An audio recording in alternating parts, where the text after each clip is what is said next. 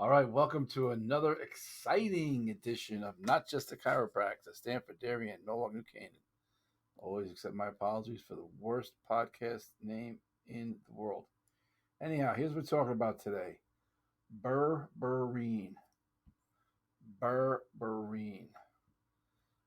Also being touted as it's exploding is what's happening. So I wanted to bring it to your attention today.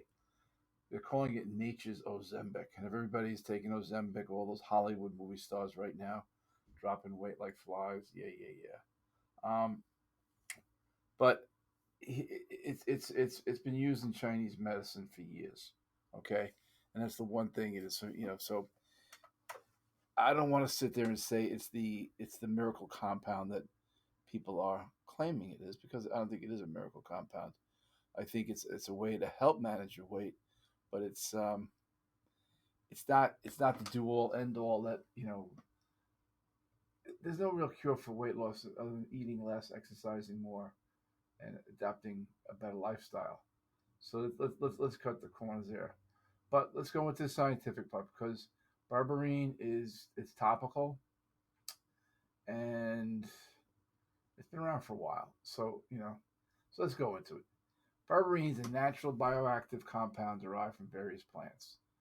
Berberis vulgaris, which is barberry, gold thread's another one, tree turmeric, and it belongs to a class of compounds known as alkaloids. And so it's got a long history of use in Chinese medicine, Ayurvedic medicine as well.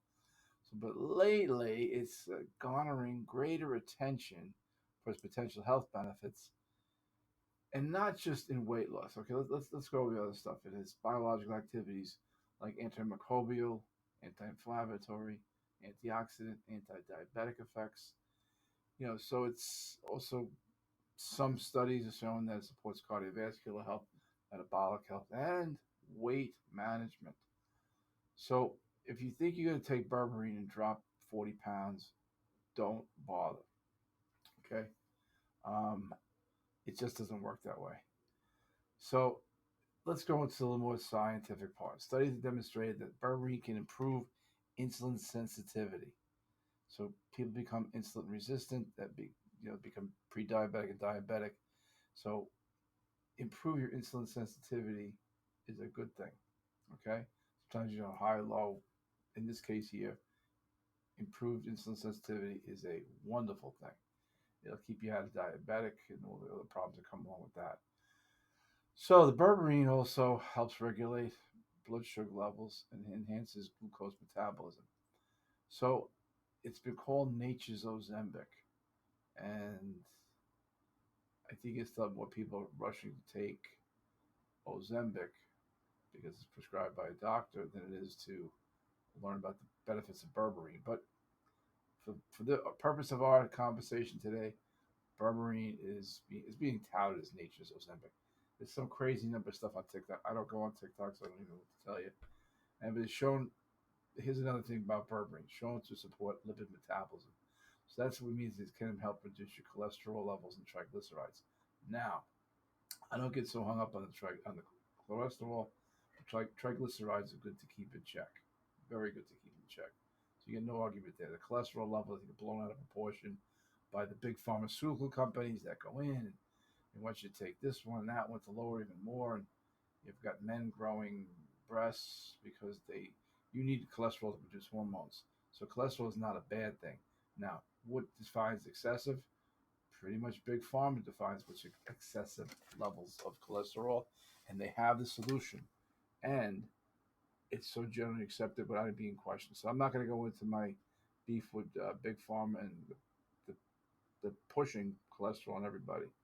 So what we've gone over here so far is that improve your insulin sensitivity, regulate blood sugar levels, enhance those glucose metabolism, promise in supporting lipid metabolism, reducing triglycerides. I'm not going to mention cholesterol, but also too, the antimicrobial, antioxidant, anti-inflammatory, anti-diabetic effects. All this is good stuff. I mean, it's really, really good stuff. So there's really no downside. I mean, as far as taking berberine as I can see. Now, can you overtake on it? Yeah, there could be some GI things, but they say there's not a long life to it.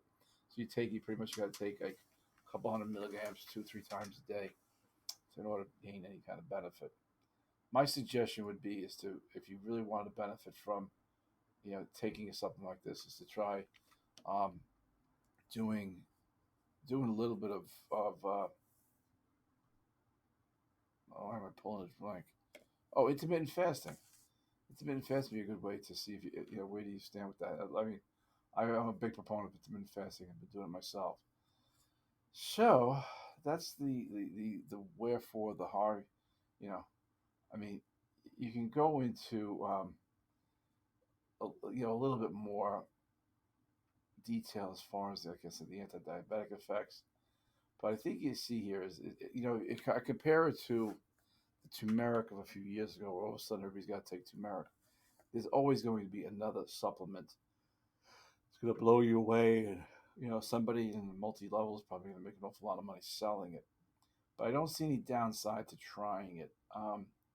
One of the problems I have is you don't know what you're getting. You go to the store, buy Berberine. Where is it coming from? Um, so what I tend to do is I use a company called Standard Process.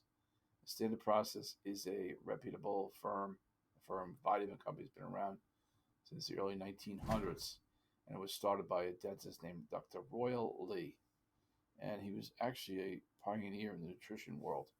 So what Standard Process does, most of the supplements are made from whole foods. Like, I've actually been to the farms the organic farms that they grow on, and really impressed with the quality of stuff. And I don't like to sell vitamins, So, but as far as I would have to say, if you need to take vitamins, I would recommend you take Standard Process. Very good quality. You stand by it, efficacy, long shelf life, everything else. But also too is the fact they're not made from whole foods. What they say is on label is on label. I don't think you can always get that with other things. So, would it benefit you? I can't see the downside to trying berberine if you're looking to lose a few pounds. But if you don't modify your diet, I mean, go to town, do both. I think in that sense, you would be well advised to just see what happens with it. You know, I'm Dr. Brian McKay. I'm not just a chiropractor, as you can tell from the title of this podcast. It's July 12th, and I invite any interest you have. Reach out to me. My office number is 203-656-3636. 203-656-3636. Core Health Darien is my practice. I've been here for 30 years, having fun, helping people, and coming up with interesting topics to have a podcast for. All right, listen. Thanks for listening. I hope you learned a lot. Give it a try, but I would recommend you get Standard Process as your brand for the Berberine. That's probably the biggest takeaway. And if you did the intermittent fasting with it, more kudos to you. And I would imagine you'll see. If you do anything, why don't you do it for like 2, 3 months? Seriously, intermittent fasting and Berberine for 2, 3 months and see what happens. You're not going to see. The weight's not going to fall off you, regardless of what. Because you're going to start getting emails about it and this miracle, that miracle, and you know, I don't like to jump on the bandwagon like that, but I thought it was important to inform you. All right, great. Thanks a lot, Dr. Brian McKay, Core Health and Darien, my podcast. I'm not going to say it again because you already know it. You're watching, listening to it. Have a great day. Adios.